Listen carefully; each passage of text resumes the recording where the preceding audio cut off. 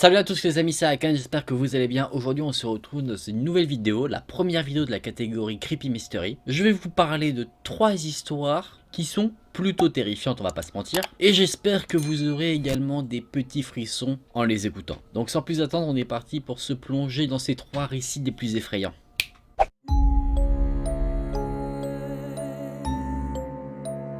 C'est l'histoire d'un jeune garçon de 15 ans qui vivait dans le Maryland aux États-Unis. Après être rentré de l'école, il a posé son sac à côté de son bureau dans sa chambre et il s'est installé sur son ordinateur. Il l'a allumé, il s'est connecté à sa messagerie et il a reçu un message qui va l'intriguer. C'était le message d'un de ses amis, un camarade de classe qui avait été absent ce jour-là. Ce message était assez court mais on le comprenait très facilement. Il y avait marqué « Viens chez moi ». Le jeune garçon, il est assez confus de recevoir un message de son camarade qui était absent. Il se disait qu'il était malade, qu'il était en train de se reposer et il trouvait ça assez étonnant que son ami lui dise de venir directement chez lui. Ce que le jeune garçon de 15 ans fait, c'est répondre à ce message, logique, en demandant à son ami pourquoi il était absent. Pendant 15 minutes, il ne reçoit aucune réponse. Il décide donc de réitérer sa demande et encore une fois, pendant 15 minutes, rien du tout. Dans la conversation, il n'y a que le « viens chez moi » de son ami et ces 2 questions. Aucun autre message. Assez intrigué, il se dit que peut-être que son ami est malade, il lui a juste envoyé un message, ensuite il s'est déconnecté. Du coup, le jeune garçon décide de prendre son vélo et de se rendre chez son ami pour voir comment il va. Son ami n'habitait pas très loin de chez lui, du coup ça lui a pris uniquement 5 minutes pour s'y rendre. Dès qu'il arrive devant la maison, il est intrigué. Pourquoi? Parce que la porte d'entrée de la maison est ouverte. Le jeune garçon rentre dedans et là, il est totalement terrorisé par ce qu'il voit. Il voit du sang étalé partout sur les murs. Mais quand je dis partout, c'est partout. Les murs, le plafond, les portes, vraiment la maison en est recouverte. Le jeune garçon décide de continuer un petit peu dans la maison, de faire encore quelques pas et il tombe sur un spectacle qui va encore le terroriser, mais vraiment encore plus que ce qu'il n'était jusqu'à présent. Il voit un corps accroché au mur, sans jambes et sans bras, donc totalement démembré, et le corps est tellement en piteux état qu'il n'arrive même pas à reconnaître qui c'est. La seule chose qui se démarque, c'est une sorte de traînée de sang du mur vers la cuisine, comme si le corps avait été traîné. Le garçon s'enfuit de la maison et appelle directement le 911 pour que la police vienne investiguer les lieux. Quand la police arrive, il pénètre dans la maison et il trouve 3 corps, mais également des indices, plusieurs traînées de sang qui menaient de la porte arrière de la maison jusqu'au mur. Les enquêteurs ont conclu que la famille entière qui vivait ici, c'est-à-dire les parents et leurs garçons, avait été brutalement assassinée. Et au vu de l'état des corps, ils avaient l'air d'avoir été assassinés la nuit précédente, c'est-à-dire la nuit précédant l'absence du camarade de classe du jeune homme à l'école. Quand le garçon apprend ça, il est paniqué parce qu'il se dit qu'il a reçu un message de son ami ce jour-là et il se demande bien qui lui a envoyé ce message, même s'il se doute quand même très fortement de qui aurait pu être l'auteur de ce message étonnant.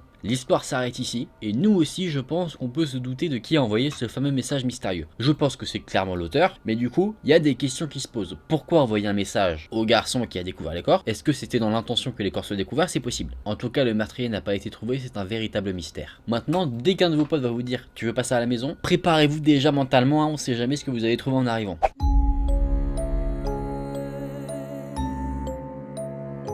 On continue avec une seconde histoire assez mystérieuse concernant des messages. Pour que le récit soit beaucoup plus prenant, je vais vous raconter l'histoire à la première personne. J'étais dans mon lit depuis des heures, il est 5h30 du matin, il n'y a plus rien que je puisse faire. Mes parents ont les yeux fixés sur moi mais je ne supporte pas les regarder. J'essaye de ne pas crier, leurs yeux sont fixés sur moi et leur bouche est grande ouverte. Je suis paralysé par la peur. Je ne dois pas lui faire savoir que je ne dors pas. Et il n'y a personne pour me sauver maintenant. J'ai essayé de réfléchir à plusieurs moyens de m'échapper, car si je reste ici, je vais mourir. Il attend que je me réveille pour que je voie ce qu'il a fait. Il y a quelques heures, j'ai été réveillé par des cris venant du couloir. Je me suis levé, je suis allé voir ce qu'il se passait. Et après avoir jeté un coup d'œil au travers de ma porte de chambre, j'ai remarqué qu'il y avait du sang sur le tapis. Terrifié, je me suis replongé dans mon lit et je me suis caché sous la couette. J'ai désespérément essayé de me rendormir pour me convaincre moi-même que ce que j'avais vu n'était que le fruit d'un de mes cauchemars. Dans un grincement, j'ai entendu la porte de ma chambre s'ouvrir.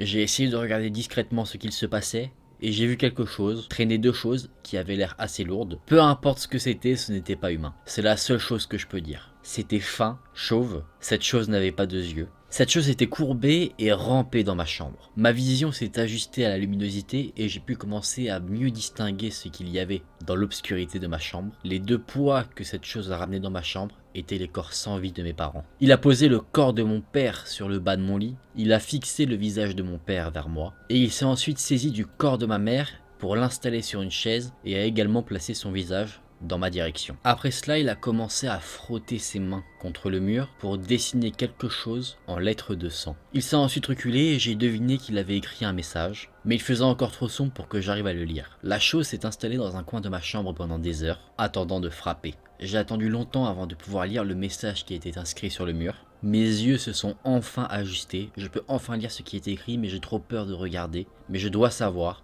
ce qu'il a écrit avant de mourir. J'ai donc posé mes yeux sur le mur et il avait marqué « Je sais que tu es réveillé ». Fin de l'histoire.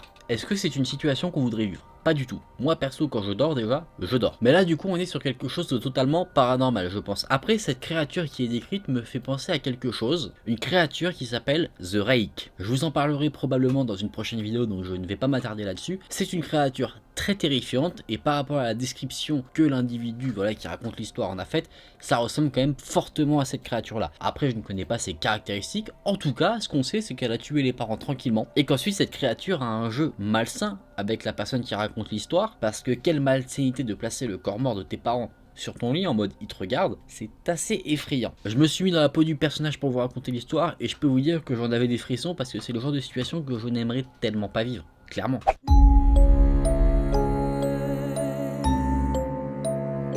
On va terminer sur une dernière histoire que je vais également vous raconter comme si c'était moi qui l'avais vécu, parce qu'en fait on va avoir un petit twist à la fin qui va sûrement vous surprendre. Vous êtes prêts? Commençons. J'ai été adopté. Je n'ai jamais connu ma vraie mère, enfin je l'ai déjà connue mais j'étais trop petit pour m'en souvenir. J'adore la famille qui m'a adopté. Je les aime vraiment. Ils sont si gentils avec moi. Ils s'occupent vraiment très bien de moi. Je mange bien, je dors bien. Je vis dans une maison très grande et qui est très confortable. Je vais vous parler un petit peu de ma famille. D'abord, on a ma mère, Janice, que je n'ai jamais appelée maman ou quelque chose comme ça, et ça n'a pas l'air de la déranger plus que ça. C'est une femme très affective et elle me fait beaucoup de câlins. J'adore ça. Parfois, je pose ma tête sur ses genoux pendant qu'elle regarde la télévision, et j'adore quand elle passe après sa main sur ma tête. Ensuite, on a mon père. Son vrai nom est Richard. Il ne m'a jamais vraiment aimé, du coup, je ne l'ai jamais appelé par son prénom, je l'ai appelé papa, pour essayer de gagner un peu son affection, mais ça n'a pas marché. Je pense que j'aurais beau l'appeler n'importe comment, il ne m'aimera jamais autant qu'un de ses propres enfants. Je comprends, donc je ne force pas sur ce sujet-là. La principale particularité de mon père, c'est qu'il est très sévère. Il n'hésite pas à punir sévèrement ses enfants quand ils font quelque chose de mal. D'ailleurs, il n'hésite pas à me punir également quand je fais quelque chose de mal. Je ne m'en plains pas, c'est sa manière d'éduquer ses enfants, c'est sa méthode, je m'y habitue. Enfin, il y a ma sœur, Émilie, qui était encore très jeune quand je l'ai été adopté. On a quasiment le même âge, mais elle est juste un peu plus vieille que moi. J'adore la prendre pour ma petite sœur, et nous sommes vraiment très proches. On joue ensemble, on fait vraiment plein d'activités ensemble, et on a vraiment un lien très fort entre nous deux. Parfois, il nous arrive de rester éveillés tard la nuit et de parler ensemble. Elle parle beaucoup, donc la plupart du temps je ne fais qu'écouter. Les parents m'avaient installé une chambre dans le salon, mais quand je n'arrivais pas à dormir, la chambre de ma sœur était à un côté, elle m'autorisait à venir dormir avec elle. C'est généralement ici que je passais toutes mes nuits. J'ai toujours adoré être proche d'elle et j'étais vraiment très protecteur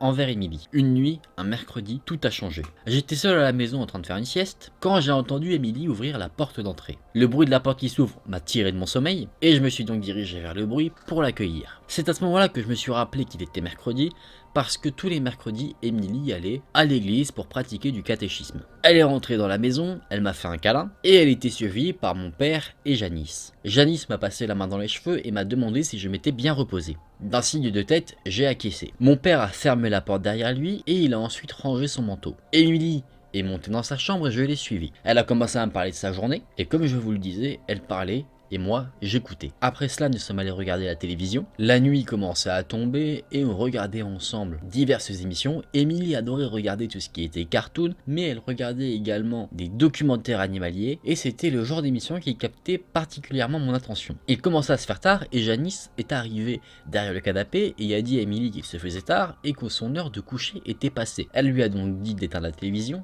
et d'aller se mettre au lit. Elle me dit également qu'il était temps pour moi d'aller dormir. Émilie a donc commencé à monter les escaliers, je l'ai suivie et à ce moment-là, je ne savais pas encore que quelque chose n'allait pas. Nous sommes allés dans la chambre et Émilie a éteint la lumière et du coin de mes yeux, j'ai aperçu comme un flash. Ça venait de l'extérieur par la fenêtre, mais le temps que je réalise qu'il y avait quelque chose et que je regarde à nouveau, il n'y avait plus rien. Je me suis dit que cette chose était partie, mais je suis quand même resté en alerte. Émilie s'était endormie, mais je n'arrivais pas à trouver le sommeil parce qu'à plusieurs reprises, j'ai eu l'impression d'entendre des bruits étranges, des vêtements qui se froissent, des bruits de pas dans l'herbe. J'ai également senti des odeurs qui m'ont interpellé, une odeur nauséabonde, mais également une odeur de sang. À un moment donné, les bruits et les odeurs ont disparu. Je me suis donc senti en sécurité et je me suis dit que c'était juste quelque chose de passager. J'ai commencé à m'endormir, mais peu de temps après, j'ai entendu un gros bruit venir de l'autre côté de la maison. Instantanément, ça m'a réveillé. J'ai dit à Émilie qu'il fallait qu'elle se réveille, qu'il y avait quelque chose qui n'allait pas, et qu'il y avait quelqu'un dans la maison. Émilie s'est réveillée, et une fois qu'elle s'est assise sur son lit, j'ai couru vers la chambre de nos parents. Mon père était mort, on lui avait tranché la gorge et le sang coulait encore sur le sol de sa chambre. J'ai vu que la porte de la salle de bain était fermée et devant celle-ci, il y avait un homme étrange. Il était très large et il avait l'air très robuste. Il s'est tourné vers moi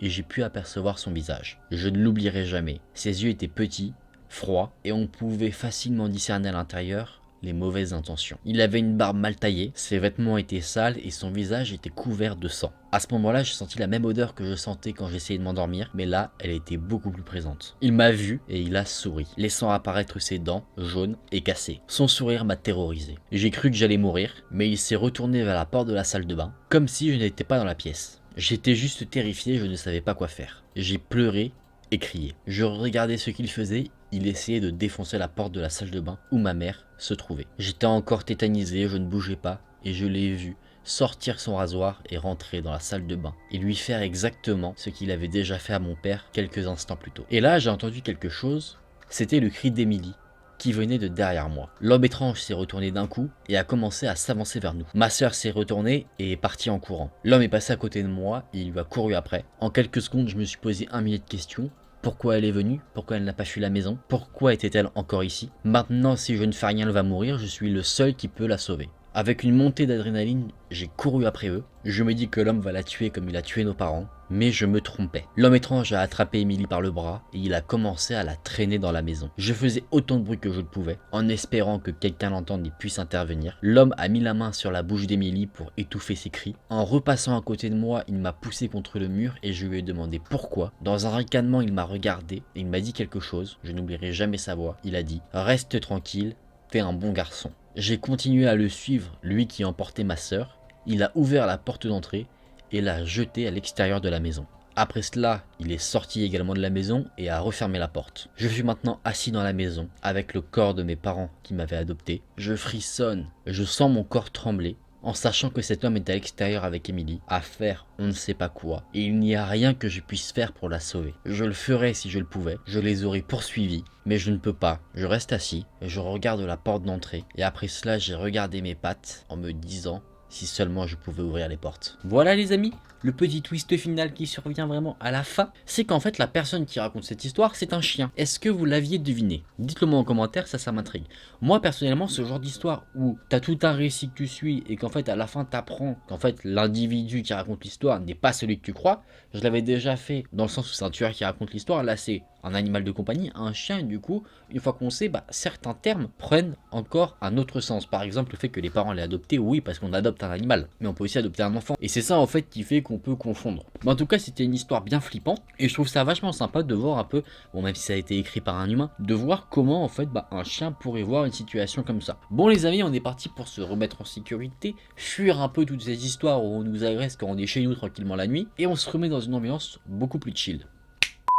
Ah bah moi j'ai bien aimé ces histoires. Là on avait 3 histoires gore. Le thème de la vidéo c'est ça, c'est le gore. Dans la première histoire, le but c'est de savoir qui a envoyé le message. On sait que c'est le tueur, mais dans quel but? Ça c'est intéressant à savoir. Mais malheureusement on ne le saura jamais. Dans la deuxième histoire, bon là on a affaire à un monstre, là c'est sûr et certain. Mais je trouve ça vachement intéressant de se mettre dans la peau d'un enfant qui est en train de dormir et justement qui assiste à un spectacle comme ça. Et en plus je trouve qu'une des sensations, une des pires sensations du monde que tu dois avoir, c'est la sensation quand tu sais que tu vas mourir et que tu peux rien y faire. C'est une sensation, je pense, horrible que je n'aimerais pas du tout avoir. Et sur cette dernière histoire, bon bah là forcément, bon c'est compliqué de se mettre à la place d'un chien, on va pas se mentir, mais j'ai trouvé ça assez intéressant de voir un récit raconté par quelqu'un qui est dans la maison, mais comme s'il n'y était pas vraiment, parce que le tueur, il s'en tape royalement du chien, à chaque fois il passe à côté de lui, il s'en fout. Mais ce que j'aime beaucoup, c'est que tout prend son sens une fois qu'on a la révélation, notamment la phrase que le tueur dit au chien en disant reste tranquille, t'es un bon garçon, parce qu'on dit souvent bon chien quand les chiens sont gentils. Et le truc qui est vachement intéressant je trouve, c'est que dans l'histoire le chien il dit ouais j'ai dit à Emily de se réveiller.